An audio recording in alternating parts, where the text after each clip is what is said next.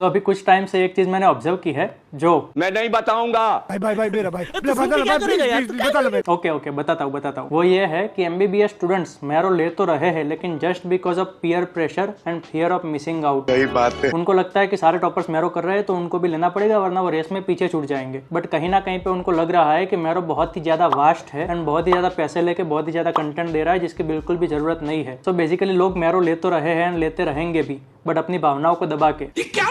ये क्या बात करता है यार। मैंने भी अपनी प्रिपरेशन के टाइम पे मैरो यूज किया था एंड मेरे ऑल इंडिया रैंक 2 में मैरो का बहुत अच्छा कंट्रीब्यूशन रहा है। यूट्यूब पे भी एक ट्रेंड चल रहा है जिसमें वेल नोन इंस्टीट्यूट के कुछ फेमस यूट्यूबर्स मैरो के प्रॉब्लम्स बताए जा रहे हैं and keep suggesting some other resources that can replace Marrow. Now everybody has own personal opinions and I never involve in such type of criticism और controversies. You all know me better. ना ही मुझे कोई शौक है उड़ता तीर में लेने का। But after those videos I was receiving lots of messages about marrow from you people because I my self suggested marrow many times in my videos and give many reasons कि why you should use that। अच्छा।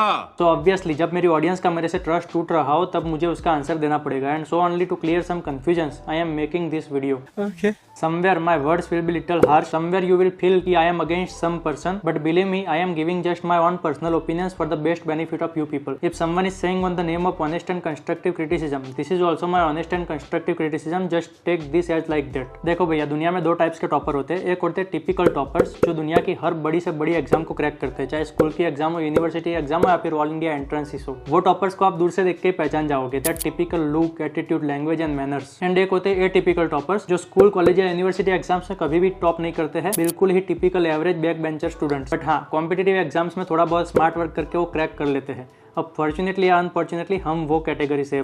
अब जो system में problem है वो ये है कि नीट पीजी या इन्हीं सेट में 90% ऑफ द जो टॉपर्स होते हैं वो टिपिकल टॉपर्स होते हैं एंड बाकी के 10% हमारे जैसे आ जाते हैं ये टिपिकल टॉपर्स। अब ये सारे टॉपर्स अपने जूनियर्स को गाइड करेंगे इंटरव्यूज के द्वारा, वीडियोस के द्वारा, ऐसे ऐसे। उसमें से जो मेजर चंक है गाइडेंस का वो 90% टिपिकल टॉपर्स के द्वारा दिया जाता है। अब ये जो जूनियर्स है उसमें रेशियो थोड़ा उल्टा है। अरे कहना क्या चाहते हो समझ में आ जाएगा। तो ये जो जूनियर्स है उसमें 90% जूनियर्स जो होते हैं वो एवरेज होते हैं एंड ओनली 10% जूनियर्स जो होते हैं वो टॉपर होते हैं, जो हर एक यूनिवर्सिटी में हर साल टॉप 10 में आते हैं। एंड यही 10% यूनिवर्सिटी टॉपर्स आगे जाके नीट पीजी या इन्हीं सेट में 90% टिपिकल टॉपर्स वाली रेंज ऑक्यूपाई करते हैं। बट प्रॉब्लम आती है वो 90% एवरेज स्टूडेंट्स के साथ जो 90% टिपिकल टॉपर्स का गाइडेंस फॉलो करने में लग जाते हैं एंड फिर फंस जाते हैं। क्योंकि ऑब्वियसली आपने सुने ही होंगे उनके बहुत सारे इंटरव्यूज। हैरिसन पढ़ो, रॉबिन्स पढ़ो, Ganong, Guyton, USMLE first aid, BTech, IIT, IIM, NASA, aliens, सब कुछ पढ़ा होता है भैया उन्होंने।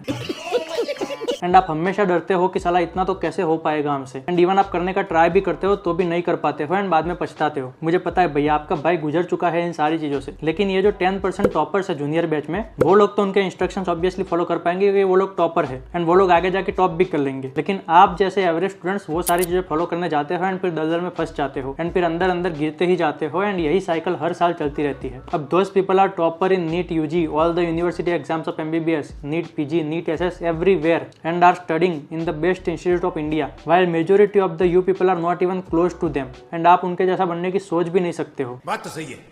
Now overall agenda promoted there is Mero is not ideal for first and second year students because वो लोगों को ये vast and complex lectures नहीं देखने चाहिए। ये इतने ज्यादा vast lectures है Mero में कि वो आपका टाइम ही बर्बाद करेगा, उसका फायदा तो है नहीं बल्कि नुकसान ज्यादा है। एंड अगर आप Mero नहीं पढ़ोगे तो और क्या पढ़ सकते हो वो भी आपको वहाँ पे मिल जाएगा। दे आर सजेस्टिंग आपको पढ़नी चाहिए Harper, Gannon, Guyton, Robins and ऐसी ऐसी बुक्स जो सुन के आप बोलोगे ये क्या है and they are not even consistent with their own words. दूसरे वीडियो में वो कोई अलग ही एप्लीकेशन या बुक प्रमोट कर रहे हैं, कभी यूएसएमएलई फर्स्ट एड, कभी डॉक्टर नजीब के वीडियोस, कभी आपने कभी सुनी ना होगी ऐसी इंटरनेशनल बुक्स या फिर ह्यूज स्टैंडर्ड टेक्स्ट बुक्स या फिर डिफरेंट कोचिंग प्लेटफॉर्म्स। अगर हम करें तो करें क्या, बोले तो बोले क्या। एंड आपको अगर मेरी बातों पे विश्वास ना आता हो तो खुद देख लेना जाके। I don't know how MBBS students are so dumb that they don't understand the motive behind those advices. भैया एक तरफ वो बोल रहे हैं कि आपको 800 आवर्स के लेक्चर्स नहीं देखने चाहिए क्योंकि वो बहुत ही ज्यादा वास्ट है, जबकि उन्होंने अपने खुद के सोर्सेज की गिनती कभी की है? भैया 800 छोड़ो 8 लाख आवर्स भी पढ़ लोगे तो भी खत्म नहीं होंगे, इतना ज्यादा मटेरियल वो बोल रहे हैं पढ़ने का। हिपोक्रेसी की भी सीमा होती है। एंड हर दूसरे सोर्स को वो मस्ट डू एंड इम्पोर्टेंट बताते हैं। शायद इन सब में से कोई एक सोर्स कर लो ऐसा बोल दे तो भी मान ले, एंड फिर भी मैं गारंटी देता हूँ कि वो एक सोर्स भी मेरो या प्रिपरेटर के लेक्चर्स से बहुत ही ज्यादा वास्ट होगा। ट्राई करके देख लेना एक आध चैप्टर कंपेयर करके। बाकी मैं नेक्स्ट वीडियो में आपको टाइम वाइज कैलकुलेट करके बताऊंगा, हर एक साल की प्रॉपर स्ट्रेटेजी दूंगा कि कैसे आप सिर्फ दिन के 1-2 घंटे पढ़ के नीट तो क्या यूएसएमएलई या फिर दुनिया के किसी भी एंट्रेंस एग्जाम को इजीली क्रैक कर सकते हो। मैं स्मार्ट वर्क में ही मानता हूँ भैया एंड उसी बेसिस पे मैं ऑल इंडिया रैंक 2 भी लाया था एंड इसीलिए ही ये मिशन स्मार्ट वर्ल्ड भी चला रहा हूँ। सब्सक्राइब कर देना, तगड़ी से तगड़ी स्ट्रेटेजी आने वाली है आगे। नाउ चलो, मेरे पे भी विश्वास मत करो, आप खुद अभी फर्स्ट या सेकंड ईयर में होंगे या फिर पास्ट में कभी होंगे, आपने एक्सपीरियंस किया ही है ना भैया? नहीं। अगर नहीं किया है तो कर लोगे। मेरे को एक चीज बताओ कि आप में से कितने लोगों ने ये स्टैंडर्ड टेक्स्ट बुक्स पढ़ी है। पहले तो ये बताओ कि कितनों ने खरीदी है एंड अगर पढ़ी भी है तो कितनी पढ़ी है एंड कितनी बार उसको रिवाइज कर पाए हो। मैं कोई डेटा नहीं बता रहा, जस्ट आप खुद बताओ कि आपका एक्सपीरियंस क्या रहा है। भैया कोई घंटा भी पढ़ता नहीं है ये सारी टेक्स्ट बुक्स, इतनी ज्यादा वास्ट, बोरिंग एंड चीटी जैसे छोटे छोटे अक्षरों से भरी पड़ी होती है ये टेक्स्ट बुक्स। आप एक टॉपिक पढ़ोगे, आपके 20 दिन लग जाएंगे वो सिर्फ एक टॉपिक पढ़ने में एंड फिर भी आपको कुछ समझ में नहीं आएगा। I am not at all against दो स्टैंडर्ड टेक्स्ट बुक्स। भैया टॉपर्स पढ़ते हैं एंड पढ़ना भी चाहिए अगर आप में दम है तो, बट ये जो 90% एवरेज स्टूडेंट्स है उनके बस की बात नहीं होती है इतनी ह्यूज टेक्स्ट बुक्स पढ़ना है, उनको समझ के याद रखना। मैंने अपनी लाइफ में आज तक हैरिसन, गैनन, गाइटन कोई भी बुक नहीं पढ़ी है। हार्ड कॉपी तो दूर, उनकी PDF भी मैंने ओपन नहीं की थी, फिर भी सारी की सारी एंट्रेंस एग्जाम्स मैंने टॉप की थी just by doing some smart work. भैया बच्चा गुजराती या हिंदी मीडियम से आता है, थोड़ी बहुत मेहनत करके नीट या एम्स क्रैक करके कोई non AIIMS peripheral government college में एडमिशन लेता है, वहाँ उसको इंग्लिश समझने के एल लगे हुए हैं एंड भाई साहब टॉपर्स की स्ट्रेटेजीज फॉलो करने में बड़ी बड़ी बुक्स लेके बैठ जाते हैं एंड बाद में चारों खाने चीत होकर रोते हैं। आपने फील किया ही होगा ये चीज 100% इस बात की गारंटी है, क्योंकि मैं आपकी तरह ही था। अब दोस्त toppers have completed everything from AIIMS, all India topper in all the national entrance exams is English medium का फाड़ू कंट्रोल। भैया पढ़ सकते हैं उनको जो पढ़ना है and they can remember too, and because they have done it they might think that anybody and everybody should do it. But भैया ग्राउंड रियलिटी बिल्कुल ही अलग है। हमारे टाइम पे तो फिर भी ये मैरो प्रिपरेटर नहीं था, तो सिंपल शंभुलिंगम या फिर हर्षमोहन पढ़ के हमने अपने बेसिक्स मुश्किल से क्लियर कर लिए थे। बट अभी आपको वो सारे बेसिक्स अच्छे से क्लियर हो जाए इसके लिए वीडियोस अवेलेबल है। एम्स दिल्ली में भैया हर रोज स्टैंडर्ड फैकल्टी के क्लासेस होते हैं, पूरा का पूरा सिलेबस शेड्यूल वाइज खत्म किया जाता है एंड एटलीस्ट इंपॉर्टेंट टॉपिक्स तो आपको पढ़ाए ही जाते हैं। जबकि गवर्नमेंट कॉलेज में भैया कोई एक आध लेक्चर भी ढंग से पढ़ा दे तो चमत्कार लगता है। आपको पता ही होगा आपकी कॉलेज का हाल। एंड अब आपको आपकी कॉलेज का लेक्चर एंड वो मैरो के वीडियो को कंपेयर करो। Even in worst case marrow का वीडियो आपको घटिया से घटिया लगता है, फिर भी उसकी गारंटी है कि वो आपकी कॉलेज के लेक्चर से तो लाख गुना ज्यादा बेटर होगा। तो अगर आपको ये फैसिलिटी अपने घर पे बैठ के अवेलेबल हो रही है तो क्यों ना यूटिलाइज करें हम भैया नॉलेज को बेटर बनाने के लिए। एम्स दिल्ली में बैठे हुए बंदे को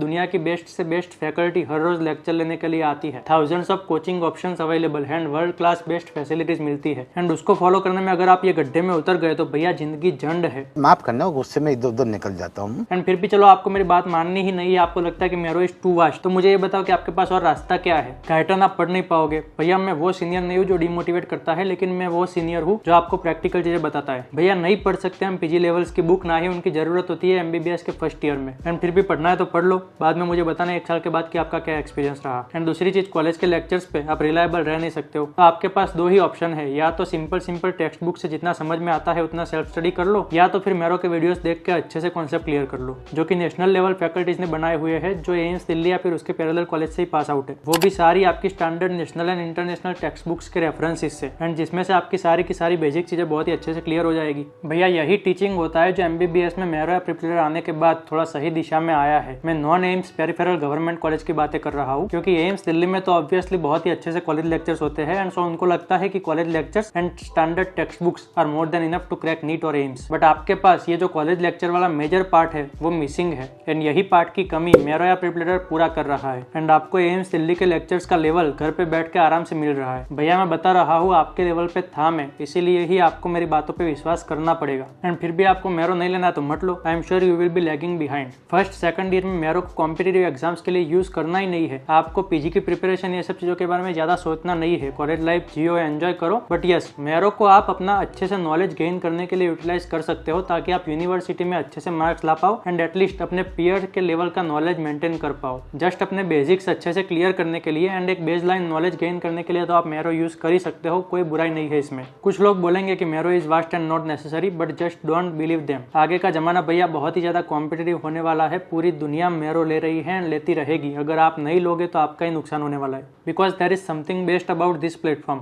किसी के कोई 2-4 वर्ड से कोई चीज बिकती नहीं है। लोगों को बहुत ही अच्छे से पता होता है कि क्या अच्छा है क्या बुरा है, तभी वो चीज खरीदते हैं। एंड इसीलिए ही इतने जल्दी ये प्लेटफॉर्म्स ग्रो हो रहे हैं। हाँ, बट मेरो का यूज आपको लिमिटेड वे में करना है। ऐसा नहीं है कि मेरो करने में कॉलेज लेक्चर्स बंक मार रहे हो, वार्ड्स एंड क्लिनिकल केसेस देख नहीं रहे हो एंड पूरी कॉलेज लाइफ बस एंट्रेंस के चक्कर में वेस्ट कर रहे हो। भैया मेरी बातें अगर थोड़ी सी भी रियल एंड प्रैक्टिकल लगी हो तो लाइक और शेयर ठोक दीजिए, महाकाल का लाइक और शेयर ठोक दीजिए, 5000 लौटे दिख जाना चाहिए। There are so many traditional things in the MBBS curriculum that needs to be changed। बहुत सारी चीजें चेंज हुई है एंड आगे भी बहुत सारी चीजें हम चेंज करेंगे। MBBS में स्मार्ट स्टडी का रिवॉल्यूशन लाना है एंड साथ मिलकर हम लाएंगे भी। I am not against any person, college और बॉडी। वो तो सीधी सी बात है कि किसी ने अगर 10 टेक्स्ट बुक्स पढ़ के ऑल इंडिया रैंक 1 लाया है तो उसको ऐसा ही लगेगा कि भैया 10 टेक्स्ट बुक्स तो पढ़नी पड़ेगी ऑल इंडिया रैंक 1 लाने के लिए, एंड सो वही बोलेगा। बट प्रॉब्लम हमारे साथ है जहाँ पे हम वो इंसान का सिर्फ रैंक देखते हैं, ना कि उसकी 5 साल की प्रीवियस जर्नी, एंड फिर उसको ब्लाइंडली फॉलो करने में लग जाते हैं। भैया मैं तो अभी भी बोलता हूँ कि आप मुझे भी ब्लाइंडली फॉलो मत करो। मैंने आपको 2-3 मेथड्स बता दिए, उसमें से आपको जो भी ट्राई करना है वो कर लो एंड जो अच्छा लगता है वो कर लो। मुझे मेरो सबसे स्मार्ट एंड बेस्ट लगा था as an average student, and so only. मैं हर दूसरे सोर्स को मस्ट